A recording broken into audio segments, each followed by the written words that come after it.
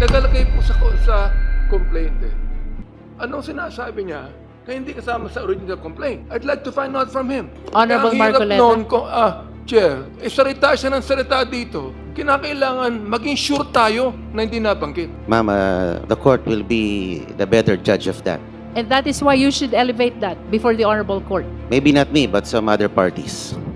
Thank you, Madam Chair. Any other member who wish to raise clarificatory questions to the Ombudsman? I want to be clarified on that, Madam Chair. That Thank is a manifestation which does not require any answer. The Honorable Co is May I recognized. ask, ma'am, why does it not require an answer? Because you are not a member of the Justice Committee and It therefore, was paraphrased, ma'am, into a manifestation. and that is why answer is not required. It is just a manifestation. If I require an answer, then I'm allowing you already to raise a clarificatory question. Simple as that. That is your manifestation. We end there. And the Filipino people heard my manifestation. Chair. Thank you, ma'am. Eto na mga boss, kakapasok lang na balita. Grabe si Marcoleta, pinahiya. Sobrang napahiya sa sinabi ni Luistro. Booking na sa buwatang Marcoleta at Duterte. Tumistigo na si Abante. Base sa impormasyong kumakalat ngayon sa social media, muling tinuruan si Congressman Rodante Marcoleta ni Congresswoman Jinky Luistro matapos niya uling makisabat-sabat bakit kailangang ipakita ang pera sa SALN ni BP Sara. Wala naman daw to sa naunang reklamo nila. Binira tuloy ni Congressman Benny Abante si Congressman Marcoleta dahil salita siya ng salita. Anong sinasabi daw niyang hindi kasama sa unang reklamo ang SALN? Kasama daw yan sa original. Sinabihang manahimik ka kung hindi ka sigurado. Halatang pinagtatanggol mo lang si BP Sara. Nilecturean din tuloy si Marcoleta ni Luistro. Hindi ba siya nakakaintindi? Paulit-ulit nang sinabing hindi ka miyembro, kaya hindi ka kailangan sagutin. Nakikiepal lang naman talaga sa tanong niya.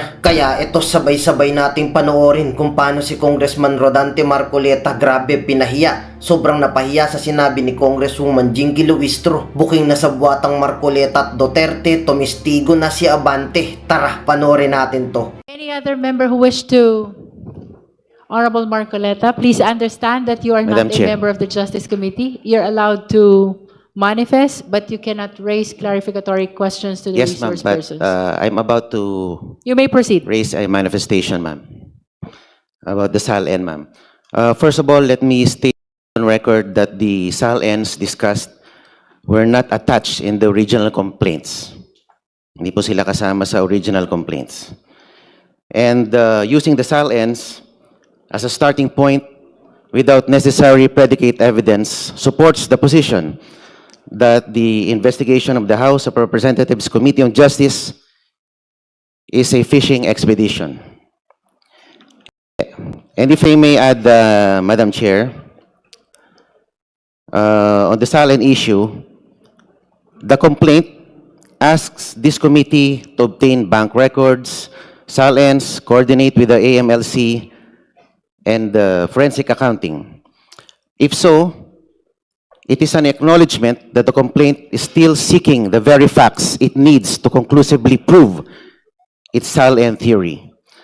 Ma'am, malaki po kasi yung pinagkaiba ng isang complaint that already alleges ultimate facts supported by evidence, and a complaint that substantially requests this committee to authorize this committee to investigate, and perhaps we will later find the proof.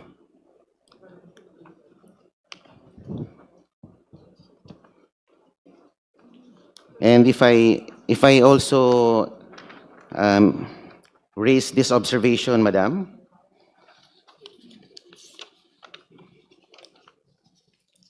regarding the Ombudsman, the independence of the Ombudsman may be put to question before this body. The House of Representatives Committee on Justice summons the Ombudsman before the members of Congress and the public to present the statement of assets, liabilities, and net worth of the Vice President. While the Ombudsman has an ongoing investigation before its office, the Ombudsman is mandated to have the primary duty to conduct investigations over the misconduct of public officers. Madam Chair, point of order.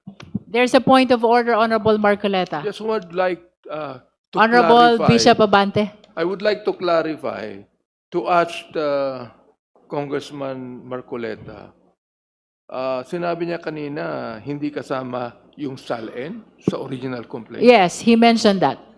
Oh, I'd like to clarify. Paano niya nasabi yun? Kasama eh. Ito, babasahin ko. Vice President Sara Duterte committed culpable violation of the Constitution and betrayed the public trust in amassing unexplained wealth and failing to disclose all her properties and interests in properties in her SALN. Nagalagay po sa complaint eh. Anong sinasabi niya na hindi kasama sa original complaint? I'd like to find out from him. Honorable Kaya ang hirap Marcoleta. noon, Chair, salita siya ng salita dito. Kinakailangan maging sure tayo na hindi nabanggit. And if I may add, for the guidance of the honorable members and in response to the manifestation of the Honorable Marcoleta, I will be reading the specific paragraph where matters concerning SALN was mentioned in the complaint. With regards to Sabale complaint, there are allegations in paragraph 107, 108, 109, and paragraphs 285 to 290.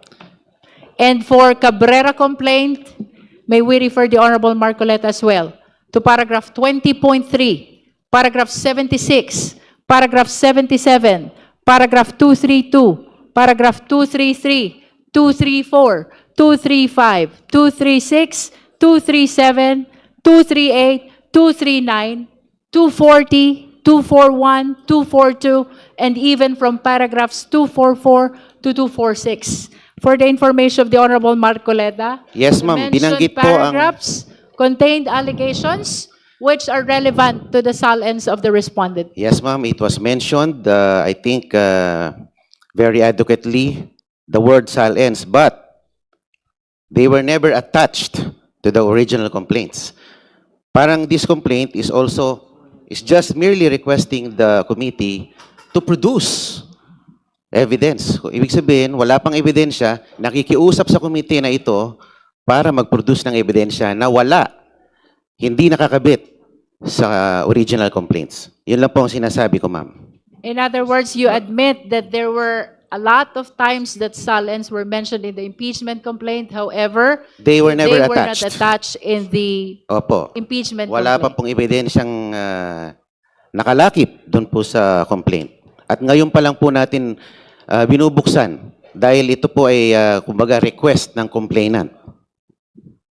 Please understand as well that the compulsory process that was granted to the Justice Committee is for the purpose of testing the sufficiency of the allegations in the complaint, whether the same constitute probable cause, which is Yeah. the mandate of this proceeding. Correct. So, with all due respect, Honorable Marcoleta, it is our humble position that all the actions of this committee, including the issuance of subpoena of all these questioned SALNs by Your Honor, is in accordance with the rules of impeachment, the Constitution, and even with the decisions of the Honorable Supreme Court. Ma'am, the court will be the better judge of that. And that is why you should elevate that before the Honorable Court. Maybe not me, but some other parties. Thank you, Madam Chair. Any other member who wish to raise clarificatory questions to the Ombudsman? Hearing none, may we direct the committee secretary to call the Vice President Madam in Chair, order just, to extend to her Madam Chair, the opportunity to present evidence, including those which will counter the testimony provided already and the documents provided already by the Office of the Ombudsman. Madam Chair. The just a Honorable few- Garbin is recognized. Thank you, Madam. Just a few questions to the representatives of the Ombudsman. Kayo ho'y nagpresenta ng SALN, and what was presented by your office are those SALNs under your custody and the entries, the official entries in those SALN. Tama po ba? Yes, Your Honor. But that entries does not say whether there is a misdeclaration, untruthful declaration, or willful non-disclosure that will lead to unexplained wealth. Tama po ba? Your Honor, binasa ko lang po kung ano yung, at kinonfirm ko lang po kung ano yung nakalagay sa SALN. Honorable Garbin, I'm afraid but we are not allowed to raise questions which will go beyond what appears in the SALN. That's why, Madam Chair, I just need confirmation whether that Yes. presentation Issues concerning yields to the misdeclaration. yields in support to the complainants. First of all, Madam Chair, wala yung complainant dito eh. I understand, but please limit your questions to And that's why I the want to ask contents of the sana yung affidavit. complainant Contents of the as SALN. to his allegation, because it was pointed out that the SALN was only part of a broader allegations of unexplained wealth. But as correctly pointed out by Mr. Marcoleta or Congressman Marcoleta, those SALN that was or that we want to specifically pinpoint that have material misdeclaration or untruthful declaration was never attached in the first place We are in the not complaint. yet on that, Honorable Garbin. We We are were only on the existence of the SALNs. we were already through on that. We already approved, voted on the ultimate facts and the sufficiency in substance.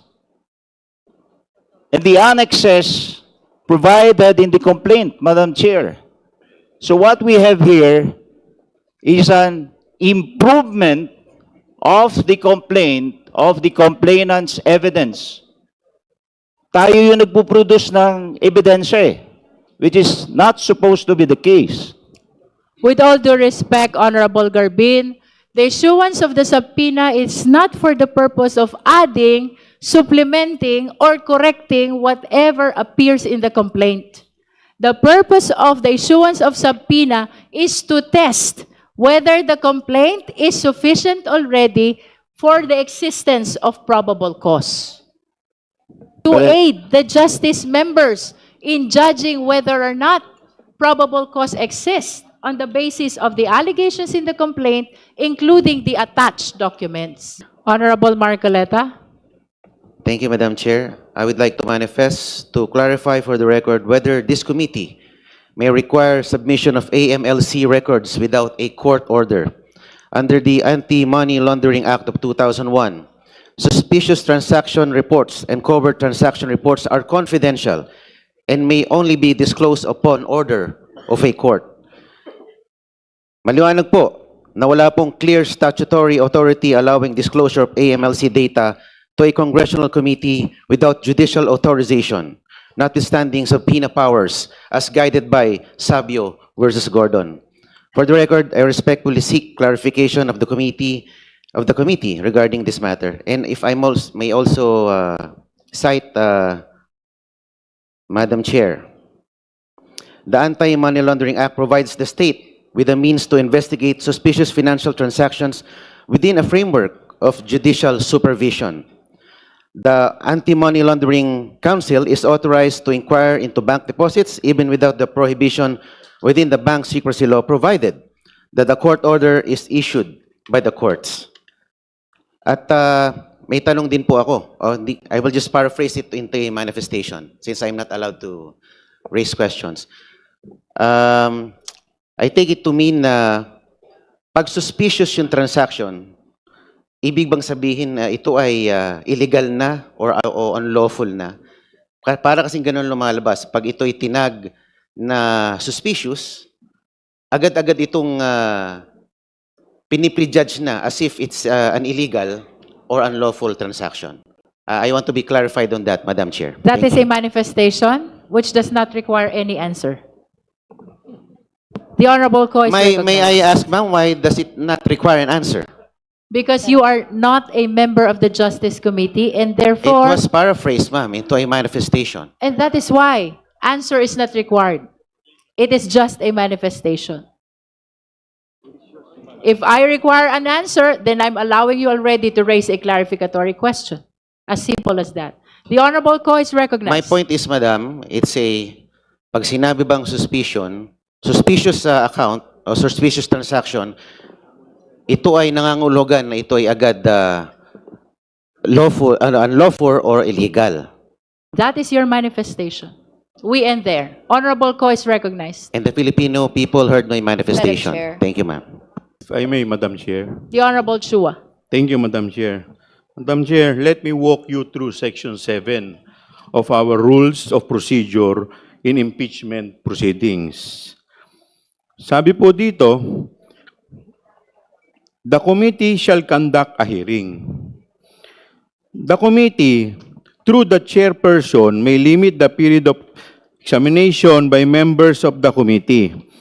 The committee shall have the power to issue compulsory processes for the attendance of witnesses and the production of documents and other related evidence. So, yun po yung ginagawa po natin dito. This SALN, ito pong SALN na to ay pumapasok po dito po sa power ng committee. Hindi naman po tayo ang nagsasabi niyan. Ang nagsasabi po niyan ay ang ating rules. Maraming salamat po, Madam Chair. Thank you. Before we proceed, Madam I just Chair. want to state for the record, Honorable De Lima, that the committee is already in receipt of the notices of disallowance referred to by Attorney Camora of ICFAO COA during the April 14 hearing. This pertains to the disallowances of the first 3 quarters of the OVP Confidential Fund of 2023, the first, the second, and the third. The total amount of these notices of disallowances is 375 million pesos. So the COMSEC is directed to provide copy of this notices of disallowance to the Vice President, the complainant, and all the members of the Justice Committee. The same is true with respect to the decision referred to as well by Attorney Camora of ICFAO COA. This is to prove that the appeal pertaining to the last quarter of 2022 confidential fund of OVP has been denied, which means that the notice of disallowance for the last quarter of 2022 was affirmed by the Commission on Audit. Likewise, the committee secretariat is directed to provide copy of the same to the Vice President, the complainants, and all the justice members. Honorable De Lima is recognized. Thank you, Madam Chair. Just wish to put forth additional counter-arguments on the points raised by the Honorable Marcoleta and also certain points raised by the Honorable Garbin. Okay, first, we have determined already sufficiency in substance of the complaints. Sufficiency in substance, both in form and substance, and that includes the annexes. Pangalawa po, hindi po required na lahat ng mga pwedeng ebidensya ay dapat na produce na ng complainants at the time of the filing of the complaint. And that's why we have these processes of subpoena para makalakap ng mga ebidensya na nakasabi sa complaint tsaka yung mga related evidence. Ang importante po dito, especially in the issuance of subpoena, yung requirements of specificity or sufficiently described yung mga dokumento na pinapaproduce at yung relevance to the issue. Wala pong duda dun sa mga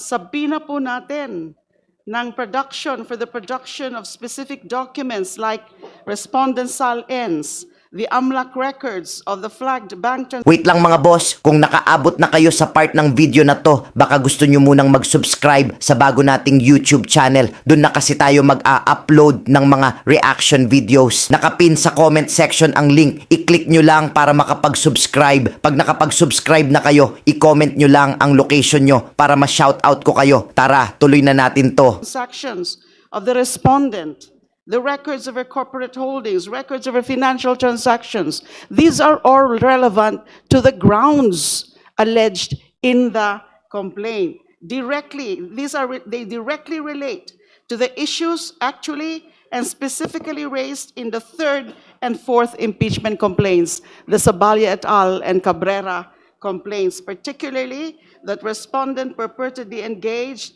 in culpable violation of the Constitution graft and corruption, bribery, including the accumulation of unexplained and/or ill-gotten wealth, and her ownership of secret bank accounts worth millions, if not billions of pesos, all of which she did not declare in her SAL-ends. Doon sa punto na ini-improve daw po natin.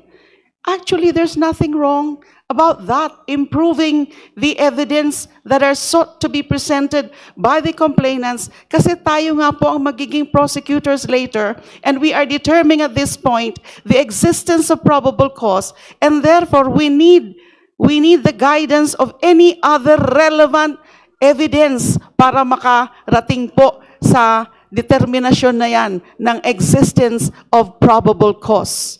We develop, we improve, we ask for other additional evidence as long as they are relevant to the issue or issues as alleged in the complaints. So wala pong mga linalabag dito na mga principles pagdating po sa tungkol doon sa kailangan ba na linalagay lahat o pinipresenta na lahat sa complaint pa lang. So malinaw po yan, Madam Chair, hindi po kailangan. Thank you. Madam Chair. The Honorable Chel Jokno is recognized. Yes, thank you, Madam Chair. Wala naman pong pinagkaiba ang ginagawa ng Committee on Justice dun sa ginagawa ng isang prosecutor na nagko-conduct ng preliminary investigation. Just like a prosecutor under the rules of the House, we have the power to issue subpoena to determine what used to be called probable cause, although what is now called certainty of conviction. And para sa akin, mas mahalaga pa nga yung tungkulin natin na yon dahil wala pa naman po tayo sa adversarial stage. We are very clearly in the inquisitorial stage where we are meant to inquire whether there is sufficient probable cause. Kaya po tayo binigyan ng ngipin ng House rules para makapagsabpina ay para nga makita ang ebidensya. And I'm very disappointed at any attempts to remove that power from us, because that is precisely why the Constitution requires that we conduct a hearing.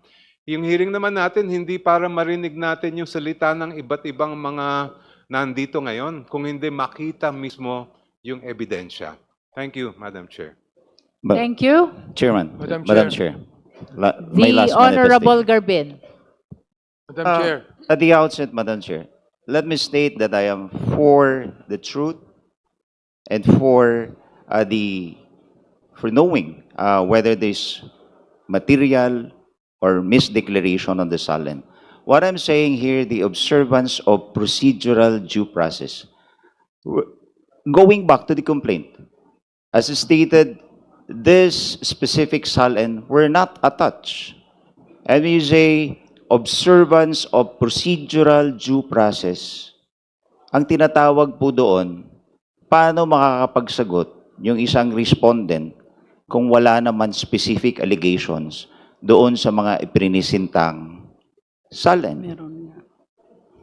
We agree that we have compulsory processes to produce those documents relevant to this hearing, but the absence of giving opportunity to the respondent the right to be heard or to answer, and those specific allegations, it's not even a specific allegation because it was part of a broader allegations of unexplained wealth. Ako po ay isang abogado bago mambabatas. Ako po ay dumaan din sa napakaraming preliminary investigation.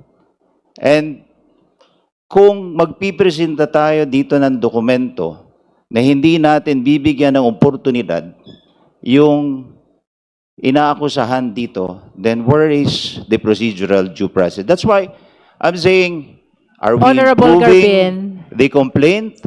Or Honorable it is Garbin. better left to the impeachment court to present all these documents so that the respondent will also have the right to confront those evidence presented against her, Notice is being given to her. and the right also to examine those specific SALN that allege misdeclarations of unexplained wealth? Honorable Garbin, I just want to state for the record that since the start of the presentation of witnesses and evidence, we've been sending notices to the Vice President, to the respondent, and as a matter of fact, even after every resource person, we are calling the Vice President to check if she is present so we can cater the opportunity to be heard that you are mentioning. Honorable Garbin, in as far as due process is concerned, I honestly believe that this committee has been amply complying in providing the same to the respondent Vice President. And let us all be reminded that this issue raised by the Honorable Garbin is already pending before the Supreme Court. So with the indulgence of the justice members, perhaps we should leave this to the judgment of the Honorable Supreme Court. With that, can we proceed to the presentation of our resource persons? Madam Chair, The Honorable Tino.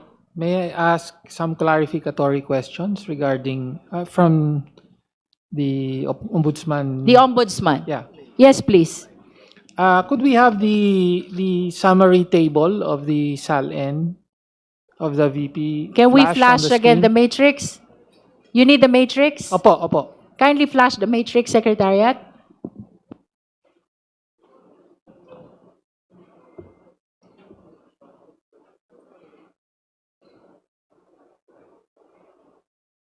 All right, thank you po. Just to confirm lang po sa Ombudsman, napansin ko lang po kasi na yung declaration or statement of assets, both real assets and personal assets for the years 2019 and 2020 are exactly the same. Tama po ba yan? Hindi naman kaya baka nagkamali lang nung cut and paste. Is that correct? 2019 and 2020. Yes, is that correct? 2019, the real assets are 300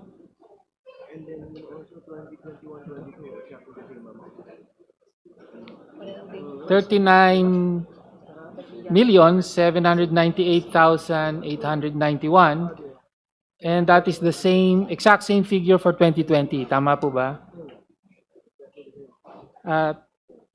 And then for personal assets, the figure is 19,274,950 for both 2019 and 2020. Tama po yun? Your Honor, based on the 2019 and 2020 SALNs submitted by the Vice President to the Office of the Ombudsman, we can confirm that Exactly the the same. real assets and personal assets were the same for those 2 years. Okay.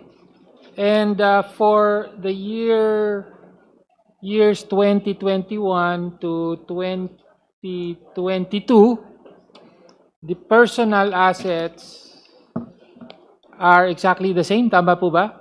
23,849,950. Please show the matrix. 23,849,950 personal assets. Tama po na pareho. Sakto. That is 2021 and 2022 personal assets.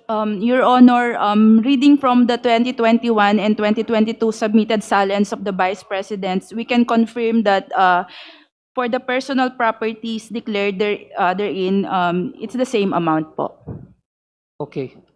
Thank you. So, again, and of course, yung sa real assets in the years 2009 to 2011, pareho, no? And also for 2016 and to 2009 to 2017. 2011 real assets. Closer to the microphone, Kong Tinyo. Oo. Well, siguro, Madam Chair, thank you for the confirmation. So I just wanted to check whether tama yung matrix, no? So Can we mark also 2009 to 2011 real assets? 10 million. Exactly the same as well. May we see confirmation from the OMB? Give us a few seconds, Your Honor. Give us a few seconds, Your Honor. Yes, please. 09, 10, and 11.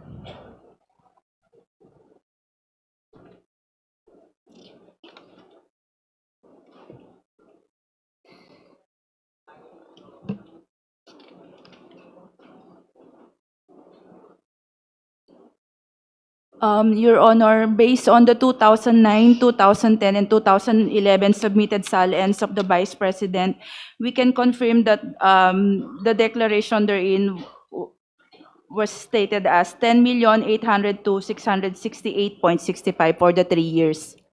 That's Okay. the same, exactly Thank- the thank same you. amount. Yes, Your Honor. Please flash the matrix, please. That's the 2009, 10, and 11 real assets. 10,802,668 pesos and 65 centavos, exactly the same amount for 09, 10, and 11. Honorable Tino. And for the sake of completeness, 2016, 2017 real assets, same. 2016 and 2017 Opo. real assets. Matrix.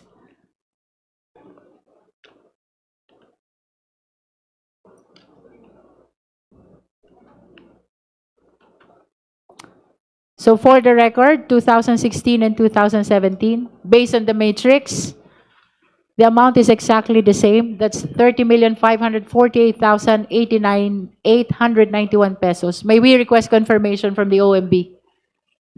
Your Honor, basing from the 2016 and 2017 SALN of the Vice President, the real properties declared therein is at 30,548,891 for the 2016 and 2017 So year. you confirm. Yes, Your Honor. All right. Uh, Honorable th- th- Tino? Thank you for that. Just a few observations, Madam Chair. Yes, you may proceed. Opo.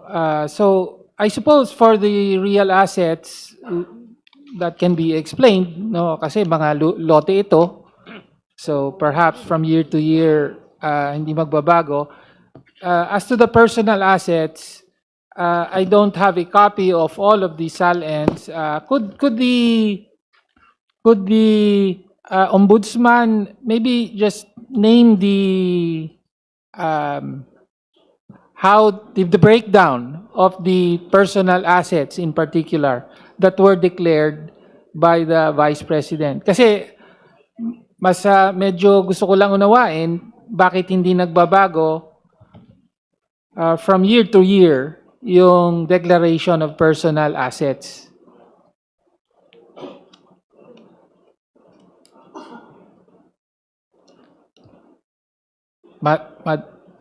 Ma'am? Your Honor, may I clarify kung anong year po ng SALN? Okay. So for example, yung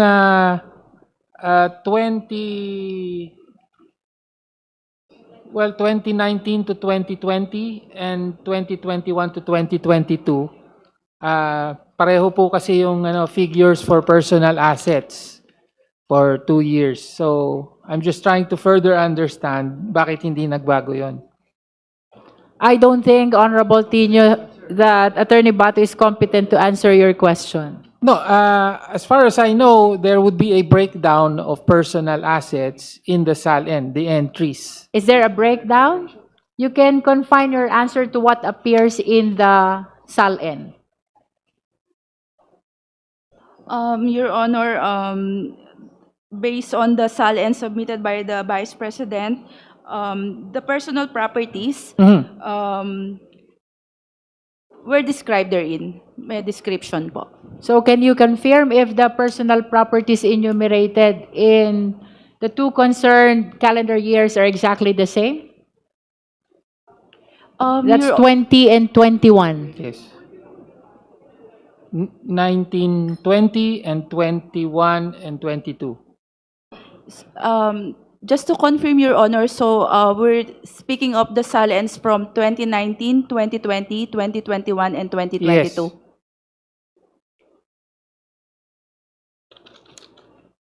Kindly flash the matrix.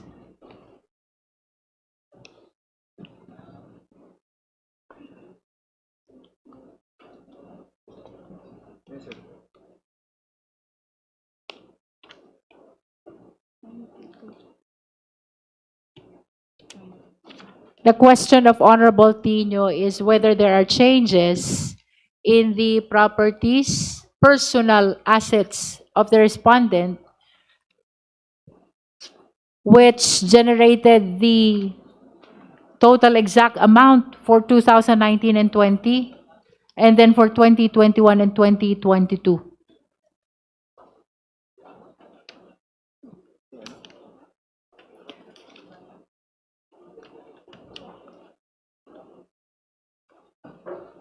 Maybe 2019 and 20 first.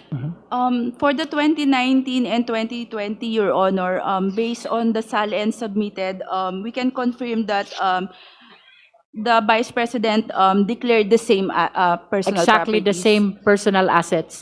How about Could 21 and 22? could we ask what assets were declared?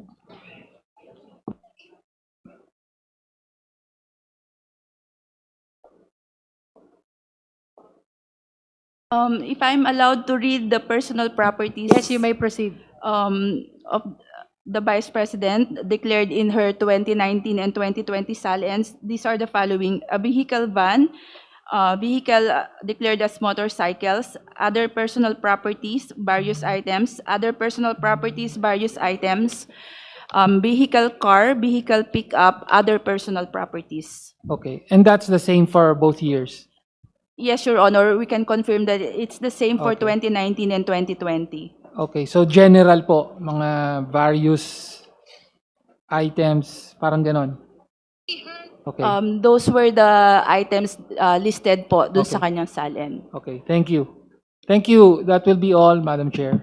Thank you. Perhaps we can proceed to directing the COMSEC to call the Vice President. COMSEC, please. May we know if the Vice President is present today? The respondent Vice President is not present today, Madam Chair. Let it be placed on the record that the committee secretary called the Vice President in order that we will be providing her the opportunity to present her evidence or to raise clarificatory questions through the justice members. That is for the record. Ngayon, ikaw bilang Pilipino, ano ang masasabi mo at reaksyon sa balitang ito? Mag-iwan ka ng komento mo sa ibaba at atin pong babasahin isa-isa.